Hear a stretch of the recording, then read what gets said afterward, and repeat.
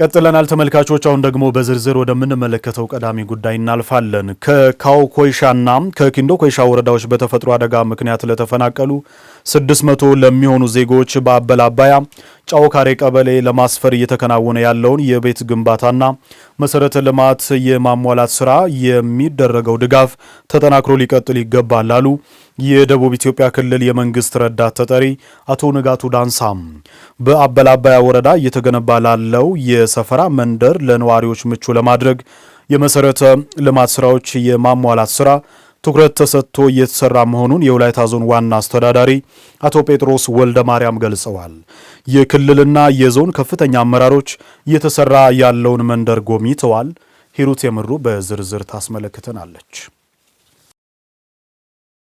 የደቡብ ኢትዮጵያ ክልልና የወላይታ ዞን ከፍተኛ አመራሮች ከዚህ ቀደም በተፈጥሮ የመሬት ናዳ አደጋ የተፈናቀሉ ወገኖችን መልሶ ማቋቋሚያና መኖሪያ ቤቶችን ግንባታ እየተሰሩ ያሉበትን ስራዎች ጎብኝተዋል። በጉብኝቱም በደቡብ ኢትዮጵያ ክልል የመንግስት ረዳት ተጠሪ አቶ ንጋቱ ዳንሳ ከመሬት መንሸራተት ጋር በተያያዘ ያጋጠሙ ችግሮችን በዘላቂነት ለመፍታት በአበላባያ ሰፈራ መንደር እየተሰሩ ያሉ ቤቶችን መመልከታቸውን ተናግረዋል። ወላይታ ዞን ባለፈው ዓመት በክልላችን በወላይታም በጎፋም በጋሞም እንደዚህ ከመሬት ናዳ ጋር ተያይዞ ያጋጠሙ ችግሮች እንዳሉ ይታወቃል።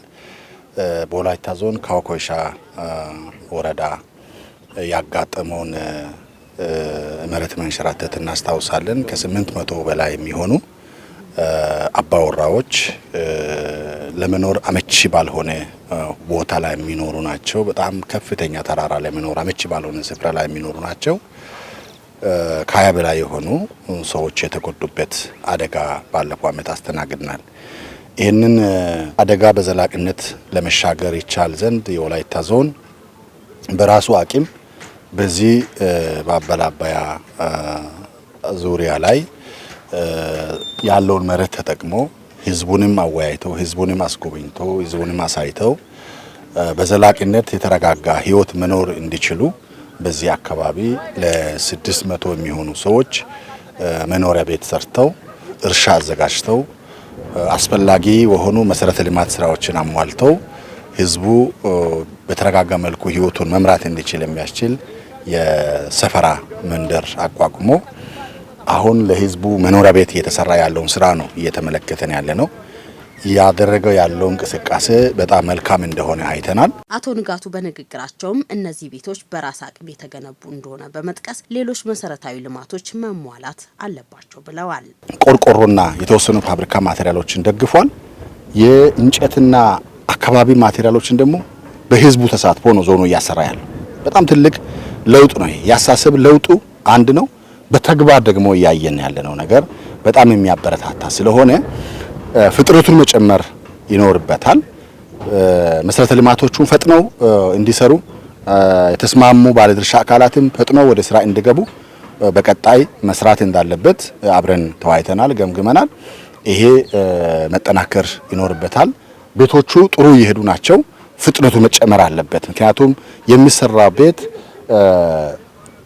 እዚህ አካባቢ ብቻ ወደ 600 ነው። ሌላ ቦታ ላይ ወደ 200 አካባቢ ነው የሚሰራው።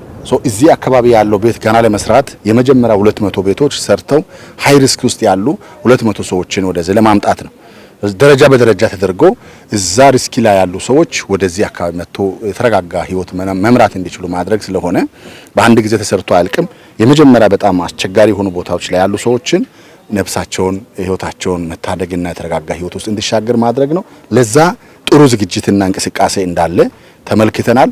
በዞን ውስጥ በተፈጥሮ አደጋ ምክንያት ከ800 አባወራ በላይ ከመኖሪያ ቀያቸው ተፈናቅለዋል ያሉት የወላይታ ዞን ዋና አስተዳዳሪ አቶ ጴጥሮስ ወልደ ማርያም እነዚህን ወገኖች መልሶ ለማቋቋም 600 ቤቶችን በአበላባያ ወረዳ በ3 ዙር ቤት ለመስራት ታቅዶ 200ውን በቅርብ ወደ ቤታቸው እንዲገቡ እየተሰራ ይገኛል ብለዋል።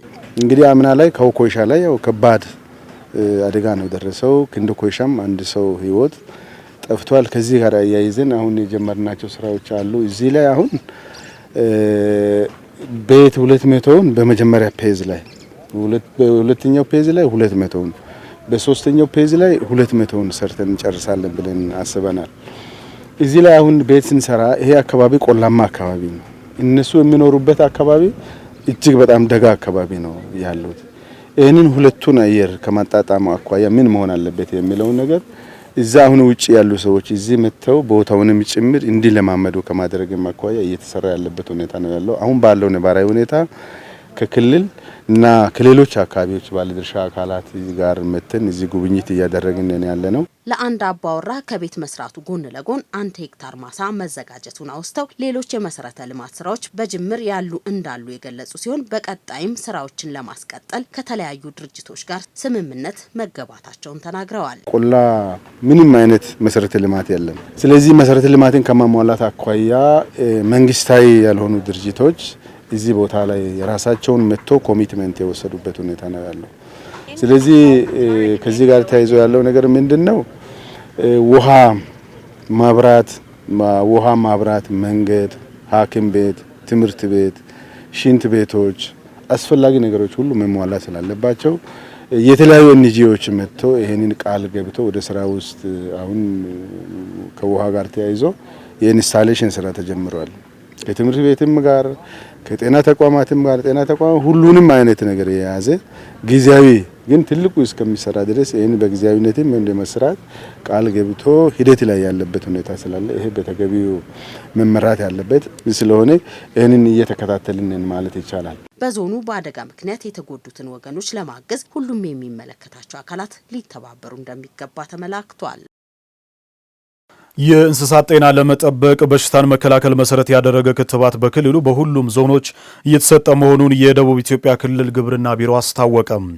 በበሽታ ምክንያት ከብቶች እንዳይሞቱ በበጀት ዓመት የተለያዩ ክትባቶች እየተሰጠ መቆየቱን የገለጸው ደግሞ የወላይታ ዞን ግብርና መምሪያ ነው። በዞኑ በቦሎሶ ሶሬ ወረዳ ዳንጋራ ሳላጣ ቀበሌ ውስጥ የክትባት ዘመቻ ተካሂዷል። ሰናይት አብርሃም ዝርዝር ይዛበታለች።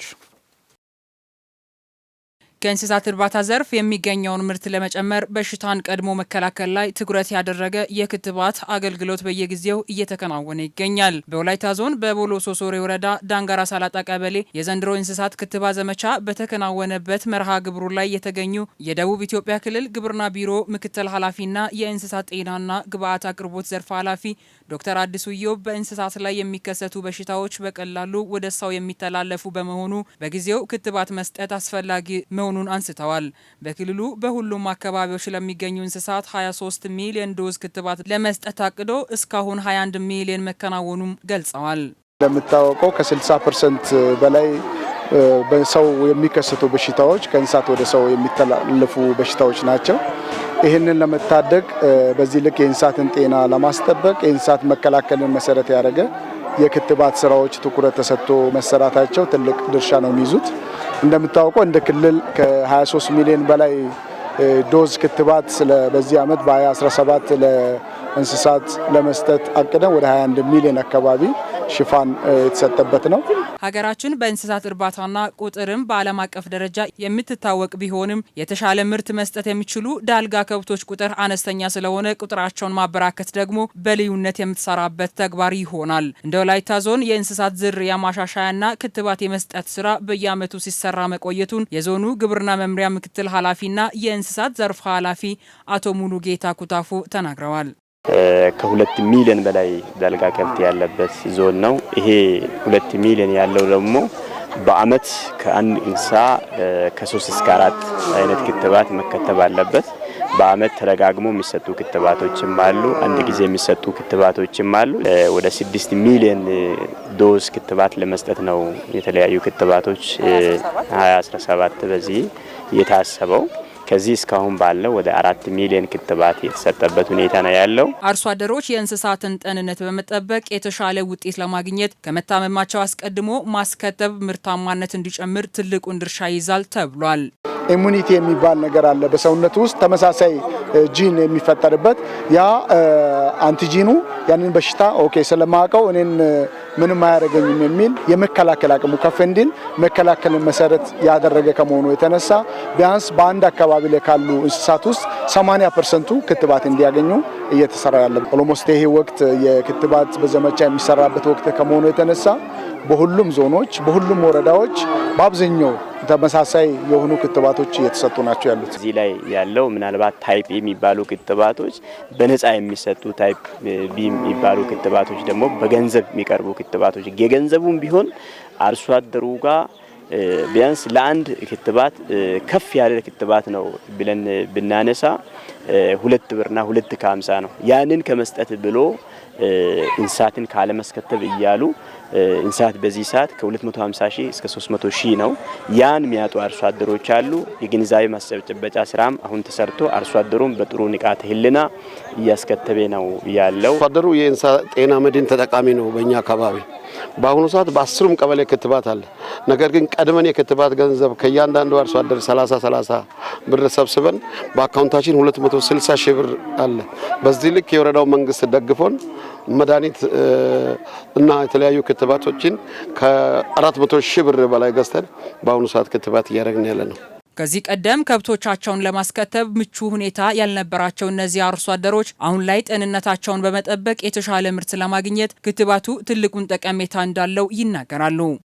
ጥቅሙን አውቀን ከብቶቻችን በጊዜ ክትባት መስጠት ከተለያዩ በሽታ ከሚገጠሙ በሽታዎች ስለሚጠቅመን ይሄንን አውቀን ነው ዛሬ በጠዋት ነው እኛ የመጣነው።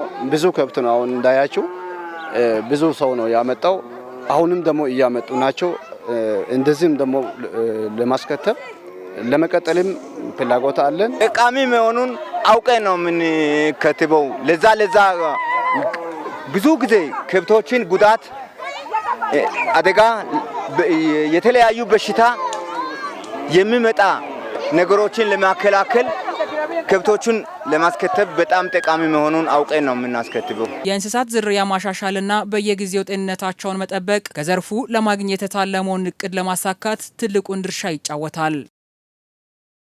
ዘመኑን የዋጀና የተሳለጠ የፍርድ ቤቶች አገልግሎት ለመስጠት ሕጉን ተግባራዊ ማድረግ ያስፈልጋል አሉ የወላይታ ዞን ከፍተኛ ፍርድ ቤት ፕሬዝዳንት አቶ ሙሉቀን ታደሰም። በወላይታ ዞን ከፍተኛ ፍርድ ቤት በወረዳና በከተማ መጀመሪያ ደረጃ ፍርድ ቤቶች ለሚሰሩ ዳኞች በወንጀልና በፍትሐ ብሔር ስነ ስርዓት ሕግ ዙሪያ የአቅም ግንባታ ስልጠና ተሰጥቷል። የተገልጋይን ቅሬታ በአግባቡ ለመፍታት የስነ ስርዓት ሕጉን ወደ ታች በማውረድ በይበልጥ እንድንሰራ ያገዘ ስልጠና ነው ያሉት ደግሞ የፍርድ ቤቶች ዳኞች ናቸው። ቤተልሔም አብርሃም ዝርዝር ይዛለች። ለወላይታ ዞን ከፍተኛ ፍርድ ቤት ለሁሉም ወረዳና ከተማ አስተዳደር መጀመሪያ ደረጃ ፍርድ ቤቶች ለሚሰሩ ዳኞች በወንጀልና በፍትሐ ብሔር ስነ ስርዓት ሕግ ዙሪያ የአቅም ግንባታ ስልጠና ተሰጥቷል። ፍርድ ቤቶች ለሕዝብ ዘመኑን የዋጀና ቀልጣፋ አገልግሎት ለመስጠት የስነ ስርዓት ሕግ ጉድለቶችን በመለየት የሕግ አሰራሩን ተግባራዊ ማድረግ እንደሚያስፈልግ የወላይታ ዞን ከፍተኛ ፍርድ ቤት ፕሬዝዳንት አቶ ሙሉቀን ታደሰ ተናግረዋል። አሁን ላይ በየፍርድ ቤቱ ያሉ የስነ ስርዓት ሕግ ጉድለቶች ያሉ ስለሆነ እነዚህ ጉድለቶች ደግሞ መታረም ያለባቸውም ስለሆነ ለዜጎች ፈጣን ቀልጣፋና ወጪ ቆጣቢ የሆነ አገልግሎት ለመስጠት ክርክሮች በስነ ስርዓት ሕግ መጓዝም ያለባቸው ጉዳይ ስለሆነ እነዚህን ለይተን ይህንን ስልጠና እየሰጠን የዳኞችን የአቅም ማጎልበት ስራ እየሰራን ያለ ነው ማለት ነው። በሌላ በኩል ዘንድሮ ላይ አግሬሲቭሊ እየሰራን ያለ ነው ጉዳይ ቢኖር ዘመኑን የሚዋጅ ፍርድ ቤት መገንባት እንዳለብን አምነን ፍርድ ቤቱን በቴክኖሎጂ የማበልጸጉን ስራ እየሰራን የምንገኘው። ቴክኖሎጂ ማለት ሰዎች ፈጣን፣ ቀልጣፋ፣ ወጪ ቆጣቢ ባሉበት አካባቢ ፍትህን የማግኘትን ስራ የሚያሰራ ስለሆነ እንደዚሁም ከፍተኛ ፍርድ ቤት የተለያዩ ጉዳዮችን የተለያዩ የቴክኖሎጂ ስራዎችን እየሰራን የምንገኝበት ሁኔታ ነው ያለው። ይህንን ደግሞ በቀጣዩ ዓመት አጎልበተን የምንሄደው ጉዳይ እንደሆነ ለመግለጽ እወዳለሁ። ከተለያዩ ቦታዎች የሚመጡ አቤቱታዎችን ሰምተው ፍትህ ሳይጓደል ተገቢው ምላሽ ለመስጠት እውቀት የሚቀስሙበት ስልጠና እንደሆነ የተናገሩት የወላይታ ዞን ከፍተኛ ፍርድ ቤት ዳኛና የመስማትና የመወሰን ንዑስ ስራ ሂደት አስተባባሪ አቶ ሙሉነ ወልደ ጻዲቅ ናቸው። የወንጀለኛ መቀጫ ስነ ስርዓት ሕግና የፍትሐ ብሔር ስነ ስርዓት ሕግ የሚመለከት ነው። አብዛኛው የተለያዩ ፍሬ ሕጎች አሉ። ሳብስታንቲቭ ለው በተለምዶ የምንላቸው ሰፊ ኤሪያ የሚይዙ አሉ። ነገር ግን እነዚህ ሁሉ ወደ መሬት የሚወርዱት ወደ ተግባር የሚወርዱት ስነ ስርዓት ሕግን ተከትሎ ነው። ያው ስነ ስርዓት ሕጉ ሚንሱ ነው ማለት ነው። ይሄን በሚመለከት ደግሞ በየወቅቱ ከባለ ጉዳዮች ከተገልጋዮች አቤቱታ ያመጣል። እኛ ጋር አቤቱታ የሚመጣበት መነሻ የኔ ጉዳይ አልተሰማም፣ በአግባቡ ክርክሩ አልተደረገም፣ በአግባቡ አልተዳኘውም፣ በአግባቡ ደግሞ ፍርድ ቤቱ የኔን ጉዳይ አልመዘነም፣ ከተቃራኒ ወገን ጋር ያለውን ነገር የተለያዩ ነጥቦችን አንስቶ ይመጣሉ እኛ ጋር። ስለዚህ ይሄ ስልጠና ጉዳዮችን ዳኞቻችን ሲመሩ ስነ ስርዓት ህጉን ተከትሎ የሚመሩ ከሆነ ቅሬታውን ይቀርፋል ማለት ነው። ሙሉ ለሙሉ ባይሆንም በከፊል ይቀርፋል። ስለዚህ ይሄ የዚህ ስልጠና ዋና ዓላማ እንዲህ አይነት አቤቱታዎች እንዳይመጡ ቀድመን ለመከላከል ስነ ስርዓት ህግ እውቀት የተሻለ ያለው ዳኛና የተሻለ እውቀት የሌለው ዳኛ መካከል ያለው የጉዳይ አመራርም ልዩነት አለ። የተገልጋይን ቅሬታ በአግባቡ ለመፍታት የስነ ስርዓት ህጉን ወደ ታች በማውረድ የውሳኔዎች መዘግየትን የሚያስቀርና ፍትህ ለማስፈን የሚያግዝ ስልጠና መሆኑን የተናገሩት ደግሞ ተሳታፊ ዳኞች ናቸው። ስነ ስርዓት ህጎችን በከፍተኛ ፍርድ ቤት ደረጃ ያሉ ዳኞችም ሆኑ በወረዳና በከተማ መጀመሪያ ደረጃ ፍርድ ቤቶች ያሉ ዳኞች ተከትሎ እንዲሰሩ ተምሯል። በየትምህርት ተቋማት ተምሯል። ብዙ ልምድም አላቸው። ግን ሪፍሬሽ ማድረግ በማስፈለጉ የሚሰጥ ስልጠና በመሆኑ ትልቅ ለውጥ ለማምጣት የሚያስችል ነው ብዬ ነው ማስበው። እኔ በግሌ ብዙ ክፍተቶች አሉ። ከስልጠናው ለመረዳት እንደቻልኩኝ ብዙ ጊዜ በወላይታ ዞን ከፍተኛ ፍርድ ቤት በይግባኝ የሚመጡ መዝገቦች ክፍተት የሚፈጥረው እነዚህ ስነ ስርዓት ህጎች ላይ ነው። ይሄ ስነ ስርዓት ህግ ጥሰት ደግሞ አንድ መዝገብ ላይ የስነ ስርዓት ህግ ጥሰት ከተፈጸመ ማለት ቀጥሎ ለሚመጣው ውሳኔም አዳጋችና ውሳኔውን ፌል የሚያደርግ በመሆኑ ለዳኞች እንደዛ አይነት ስልጠና መሰጠቱ የተሻለ አቅም እንድናገኝና ወርደንም ደግሞ ያለውን ክፍተቶች ተነጋግረን እንዲሁም ደግሞ ይበልጥ ራሳችንን ለማብቃት የሚጠቅም ነገር በመሆኑ በጣም አሪፍ ነው ያስባለሁ። ይህ ስልጠና ዳኞቻችን በስራ ላይ ባሉበት ጊዜ ዋናውን ህግ ተግባራዊ በሚያደርጉበት ጊዜ ጉዳዮች ሲቀርቡ ስነ ስርዓት ህግን ተከትሎ የማይሰሩ ከሆነ ውጤት ላይ ችግር የሚፈጥር በመሆኑ አቅምን የሚገነባ ዳኞቻችን ደግሞ ስነ ስርዓት ህግ ተከትሎ ሲሰሩ ውጤታማና ፍትሃዊ ውሳኔ እንዲሰጡ የሚያስችል በመሆኑ አቅምን ይገነባል። አልፎም ደግሞ ውጤቱም የማይሻርና የጸና ሆኖ እንዲቀጥል የሚያስችል ስልጠና ስለሆነ የጎላ ጠቀሜታ አለው ብለን እናምናለን። ስልጠናውን የወሰዱ ዳኞች በቀጣይ ለህዝቡ ፈጣንና ቀልጣፋ አገልግሎት በመስጠት ኃላፊነታቸውን ሊወጡ እንደሚገባም ተመላክቷል።